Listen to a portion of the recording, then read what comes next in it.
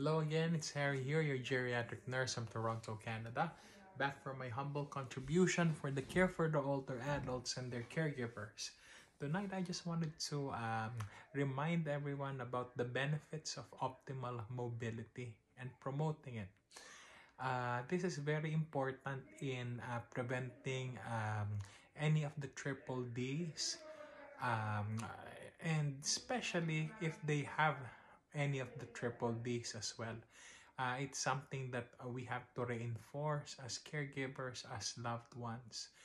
When we say optimal mobility, it's not making them do what they cannot do, but enabling them and helping them to achieve the best that they could at any given time. So if someone is in delirium, for example, if something's going on in their body and you have them in the hospital, for example, your aim as a nurse or a PSW or a loved one is to ensure that they move like they were moving at home.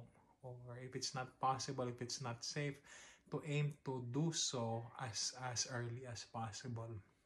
And if they're at home, try to stimulate them. So instead of just sitting around, laying around, give them something meaningful to do, something to give meaning to their daily lives.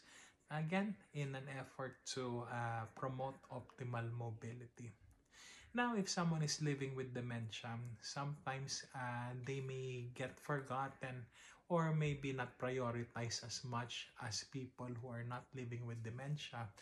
But it is also crucial that we do optimal mobility. Sometimes if they're not able to walk, then you can do the next best thing, which could be chair exercises. And if they're bed bound, you can do bed exercises. So again, when we say optimal mobility, it's not to force them to do what they could not do, but instead you are bringing them to their optimum at whatever level they are in their life. Okay, so hopefully you are promoting optimal mobility with your loved ones, but also for yourself as the caregiver.